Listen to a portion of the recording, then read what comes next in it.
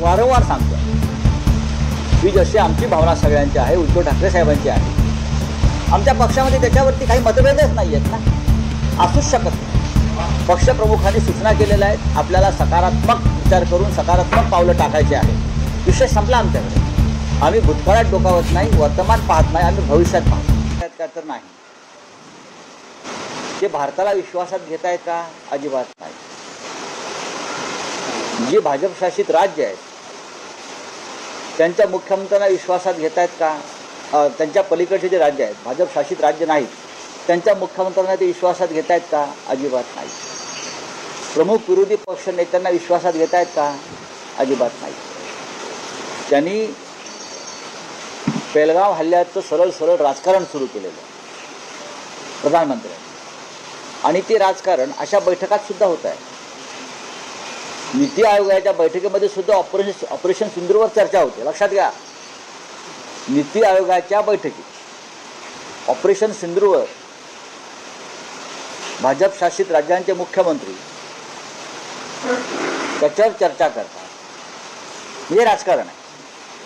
बिहारसारख्या राज्यामध्ये पंतप्रधानांचे लष्करी गणवेशातले फोटो आणि होर्डिंग लावले जातात भाजपकडून.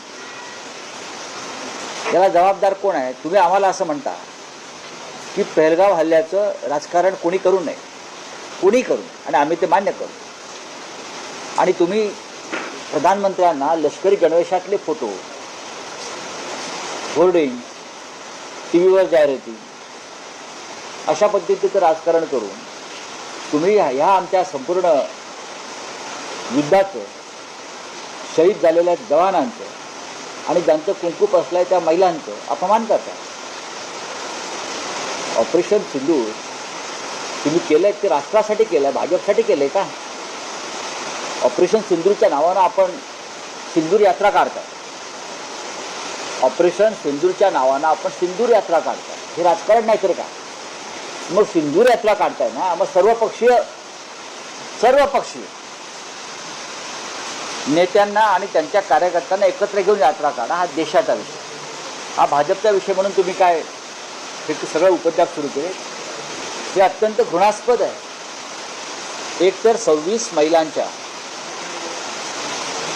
ज्याने कुंकू पुसलं आहे, सिंदूर पुसलं आहे, ते 6 अतिरेकी गायब झाले. तुम्ही त्यांचा शोध लावू शकला नाही. पाकिस्तानला धडा शिकवलेला नाही योग्य पद्धतीने. प्रेसिडेंट ट्रम्पच्या दबावाखाली तुम्ही पाकिस्तान बरोबरचं युद्ध थांबवलेलं आहे, आणि आता राजकीय फायद्यासाठी ऑपरेशन सिंधूरच्या यात्रा काढताय भारतीय जनता पक्ष. राऊतसाहेब, काल एनडीएची बैठक झाली, नीती आयोगाची बैठक झाली. या बैठकीला सगळ्या राज्याचे एनडीए शासित राज्यांचे मुख्यमंत्री, उपमुख्यमंत्री उपस्थित होते. त्यात पंतप्रधानांनी हे क्लिअर केलं आहे की या पुढचा जो काही एनडीएचा अजेंडा असेल तो 3 गोष्टींवर असेल. ऑपरेशन सिंधूर यात्रेचा देशांतर्गतही एकूण परिचय करून देणं किंवा माहिती देणं, म्हणजे राजकारण, राष्ट्रीय जनगणना जी जाहीर केलेली आहे तो एक मुद्दा असेल, आणि तिसरं, भारत हा जगातली 4थी पॉवरफुल इकॉनॉमी आहे हे आता अहवालात स्पष्ट झालेलं आहे. हा प्रोपगंडा आहे, हा अपप्रचार आहे. ऑपरेशन सिंधूर हा जर अजेंडा असेल, याचा अर्थ पुलवामामध्ये जो संशय आम्हाला येतो आहे, तेही आरोपी सापडले नाहीत, ते गुन्हेगार सापडले नाहीत, त्याचं राजकारण केलं. आणि आता पेहलगावमध्ये सुद्धा जे घडलं आहे, आम्हाला त्याच्या मागे काही राजकारण किंवा कारस्थान आहे का असा संशय लोकांना येईल. तुम्ही ऑपरेशन सिंधूर हा अजेंड्यावर घेताय राजकारणाच्या, याचा अर्थ तुम्ही राजकारणासाठी सगळं घडवताय का? हा स्पष्ट एक संकेत प्रधानमंत्र्यांच्या कृतीतून दिसतो आहे. हे देशासाठी योग्य नाही. मुळात प्रेसिडेंट ट्रम्पचा हस्तक्षेप या देशातला जो वाढलेला आहे सातत्यानं, त्याच्यावर प्रधानमंत्री बोलत नाही. ऑपरेशन सिंधूर हे सैनिकांचं, भारतीय सैनिकांचं ऑपरेशन, तुम्ही त्याचं श्रेय घेताय आणि भारतीय सैन्याचं मनोबल खच्ची करताय. अशा प्रकारचं काम देशातल्या कोणत्याही पंतप्रधानांना आतापर्यंत केलं नव्हतं. हे लक्षात घेतलं पाहिजे. तुम्ही एनडीए शासित मुख्यमंत्र्यांना बोलवून ऑपरेशन सिंधूरवरती प्रचार करा सांगतो. तुमचा संबंध काय? या देशाला 3 सेनादल आहेत. त्या 3 सेनादलाचे प्रमुख देशाचे राष्ट्रपती आहेत. त्यांच्याशी चर्चा केली का? 3 सेनादलाच्या प्रमुखांची याला मान्यता आहे का? तुम्ही 3ही सेनादलांना या युद्धातून मागे खेचलेलं आहे. हा देश युद्ध जिंकत असताना तुम्ही गुडघे टेकायला लावलेले आहात, हे दुर्दैव आहे. पंतप्रधान बैठकीत असं म्हणतात की नेत्यांनी वाचाळ विधानं थांबवा. स्वतः करतायत. भाजपचे खासदारच असं म्हणतात की तिथे महिलांनी अतिरेक्यांना प्रतिकार का नाही केला. तुमच्या महिलांना पाठवा, घरातल्या तुमच्या घरातल्या महिलांना पाठवा ना, त्या किती प्रतिकार करतात पाहूया. तुमच्या घरामध्ये जर उद्या असे कोणी घुसले तर तुमच्या महिला प्रतिकार करणार आहेत की त्यांच्या पुढे आपल्या सिंदूर किंवा कुंकवाचा पदर पसरणार आहे, याचा खुलासा करा. तुम्ही आमच्या 26 महिलांच्या कुंकवाचा अपमान करताय. त्यांनी काय करायला पाहिजे? मुळात जे हे बोलतायत त्यांनी गृहमंत्री अमित शहांचा राजीनामा मागायला पाहिजे होता. ही वेळ आमच्या महिलांवरती कुंकू पुसण्याची जी आलेली आहे ती अमित शहांच्या अपयशामुळे आलेली आहे. देशांतर्गत सुरक्षा हा देशाचे गृहमंत्री अमित शहा यांचा प्रश्न आहे. त्यांच्यामुळे आमच्या 26 महिला विधवा झाल्या, त्यांचं कुंकू पुसलं गेलं आणि तुम्ही महिलांना दोष देताय. हा निर्लज्जपणाचा सर्वोच्च टोक आहे. ते स्वतःविषयी बोलत आहेत, ते स्वतःविषयी बोलत आहेत. ज्या पद्धतीने त्याने ऑपरेशन सिंदूरचं आणि लष्करी कारवाईचं राजकारण सुरू केलेलं आहे आणि आपल्या पक्षाच्या लोकांना ते ऑपरेशन सिंदूरचा प्रोपगंडा करायला सांगतायत, हां त्यांनी स्वतःपासून याची सुरुवात केली पाहिजे.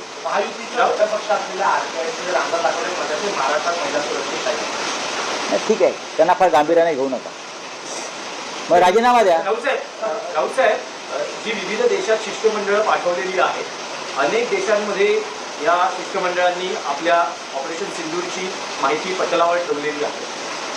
मग ठेवू द्या ना, त्यांना त्यासाठीच पाठवलं आहे. विरोधी पक्षाला परदेशात पाठवलं आहे आणि देशामध्ये भाजपा सिंदूर यात्रा काढताय. सिंदूर यात्रा जेथे तुम्ही आमच्या 26 महिलांच्या पतींचे प्राण वाचवू शकला नाहीत, त्यांच्या नावानं तुम्ही सिंदूर यात्रा काढण्याचा निर्लज्जपणा करताय. हे लक्षात घ्या. इतका निर्लज्ज पक्ष देशाच्या राजकारणात नाही, जगाच्या राजकारणात झाला नाही. सिंदूर पुसलं गेलं याचं त्यांना काही नाही, सिंदूरचं राजकारण त्यांना करायचं. मराठीत महत्वाचा विषय आहे की तुम्ही राज ठाकरे उद्धव ठाकरे एकत्रीकरणाबद्दल सतत सकारात्मक बोलता आहात.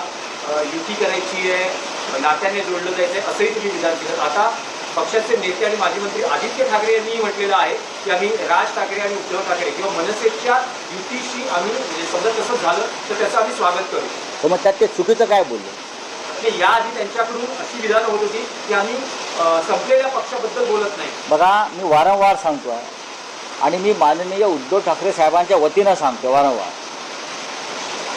हे स्वतः माननीय उद्धव ठाकरे साहेबांनी सांगितलेलं आहे की काही किरकोळ विषय असतील ते आम्ही मिटवू, लहान सहान किलमिष दूर करू, मतभेद संपवून टाकू. हे जेव्हा आम्ही सांगतो त्यानंतर माननीय आदित्य ठाकरे ते काय सांगताय, आम्ही तयार आहोत. तुम्ही ते काल काय म्हणाले, परवा काय बोलले, ह्याच्यात कशाला जात आहे? तुम्ही पण मराठी आहात, तुम्हालाही हे सगळं व्हावं असं मनापासून वाटायला पाहिजे. महाराष्ट्र आणि मराठी माणूस संकटात आहे. हां, महाराष्ट्राच्या कपाळावरचा सिंदूर हा मुंबई आहे, तो पुसण्याचा प्रयत्न होतो आहे आणि फालतू लोक सिंदूर यात्रा काढतायत फडतूस. सगळ्या मराठी माणसाला प्रत्येक क्षेत्रातला हे वाटायला पाहिजे की मराठी माणूस हे व्हायला पाहिजे. राऊतसाहेब, जे दिसतं आहे आतापर्यंत गेल्या 1.5 महिन्यात यावर ज्या प्रतिक्रिया व्यक्त झालेल्या आहेत, आतापर्यंत असं दिसतंय की हे एकतर्फी प्रेम आहे. कारण शिवसेना सकारात्मक प्रतिसाद देते, पण मनसे असं म्हणते की प्रस्ताव पाठवा मग बोलू, आणि जे भूतकाळात घडलं त्याविषयीचे दाखले मनसेचे नेते देत आहेत. आम्ही भूतकाळात डोकावत नाही. भूतकाळाची थडगी उकरायची कोणी प्रयत्न केला तर भविष्यामध्ये खूप समस्या निर्माण होतात राजकारणात. काँग्रेस आणि राष्ट्रवादी काँग्रेसचा भूतकाळ आमच्याबरोबरचा चांगला नव्हता, पण आम्ही एकत्र आलो. 2.5-3 वर्ष सरकार चालवलं, लोकसभा निवडणूक एकत्र लढलो, आम्हाला चांगलं यश आलं. विधानसभेला आम्हाला यश प्राप्त झालं नाही कारण निवडणुका हायजॅक केल्या. तरीही आम्ही 3 पक्ष एकत्र आहोत. या भविष्याच्या विचाराने आम्ही एकत्र आहोत. राज ठाकरे आणि त्यांच्या पक्षानं भूतकाळातून बाहेर येणं आणि भविष्याचा विचार करणं हे महाराष्ट्राच्या हिताचं आणि सोयीचं आहे. आम्ही त्या दिशेने पावलं टाकलेली आहे.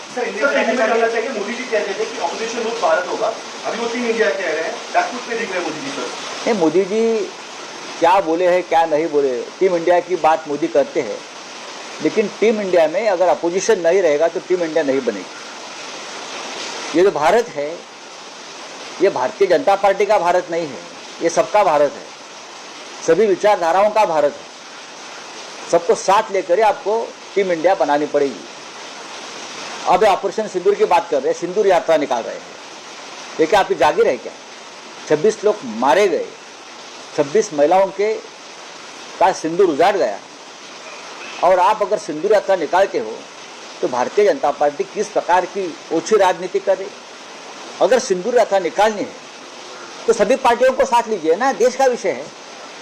आप कांग्रेस को बुलाइए, आप शिवसेना को बुलाइए, हमारे आप राष्ट्रवादी कांग्रेस को बुलाइए, आप वामपंथियों को बुलाइए, आप तृणमूल कांग्रेस को बुलाइए, सब हम एक साथ मिलकर सिंदूर यात्रा देश में निकालेंगे, क्योंकि हम इसकी राजनीति नहीं करना चाहते। तो टीम इंडिया बनेगी। आप टीम इंडिया के नाम पर सिर्फ आपकी पार्टी का प्रोपोगंडा कर रहे हो। चलिए, थैंक यू। बैठक में 3 एजेंडे मोदी जी ने दिए हैं, किस तरह से देखते हो? राजनीति और क्या है? नीति आयोग के बैठक में भी सिंदूर की ही राजनीति हो गई ना, आपने देखो ना। सबसे पहले मुख्यमंत्री ने सभी मुख्यमंत्री भाजपा शासित सिंदूर पर चर्चा करते रहे। टीम इंडिया की बात करते हो, उसमें ममता जी नहीं थी, नीतीश कुमार जी भी नहीं थे, और भी शायद लोग नहीं होंगे। तो क्या करेंगे आप? बयान समझ के देने का ऐसा सलाह, बयान समझ के देने का स्टेटमेंट जो है वो समझ के देने का ऐसा वाणी पे नियंत्रण। देखिए, उनकी जो पार्टी के नेता है उनको प्रशिक्षण की, ट्रेनिंग की जरूरत। प्रधानमंत्री ने ये शुरुआत अपने खुद से आत्मचिंतन करके, प्रधानमंत्री ही अनाप शनाप बोल रहे हैं ना सिंदूर के बारे में। और जो लोग 20 सड़क हाईवे पे, हाँ, नितिन गडकरी का अभिनंदन करना चाहिए कि सड़क बनाए, और भारतीय जनता पार्टी के नेताओं ने उसका इस प्रकार से इस्तेमाल किया। गडकरी जी का इस्तेमाल अभिनंदन इसलिए करना चाहिए कि सीसीटीवी कैमरे लगाए गडकरी जी ने, इसी वजह से एक्सपोज हो गया। दर दिन भारतीय जनता पार्टी के लोग एक्सपोज हो रहे हैं, किस प्रकार की गंदे लोग इस पार्टी में है। धन्यवाद। बीजेपी कह रही है कि जब तक आप रहोगे तब तक मंच और दूसरे की यूपी नहीं होगी, ऐसे बीजेपी कह रही है। इसमें बीजेपी का क्या संबंध है? इसमें बीजेपी का क्या संबंध है, मुझे बताइए ना। उद्धव जी और राज्य देख लेंगे। भाजपतून एक अशी प्रतिक्रिया व्यक्त करते आहे की सुधीर मुनगंटीवारांची आहे की राज ठाकरे आणि उद्धव ठाकरे एकत्र येत असल्याने आठवतच आहे।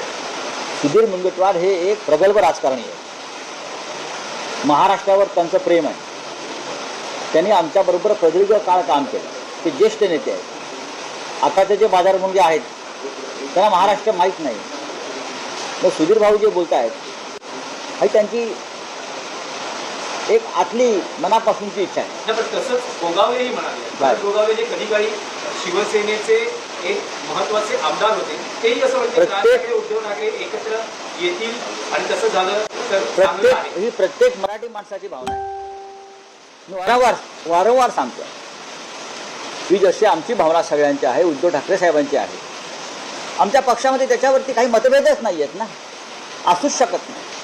पक्षप्रमुखांनी सूचना केलेल्या आहेत, आपल्याला सकारात्मक विचार करून सकारात्मक पावलं टाकायचे आहेत। विषय संपला आमच्याकडे। आम्ही भूतकाळात डोकावत नाही, वर्तमान पाहत नाही, आम्ही भविष्यात पाहतो।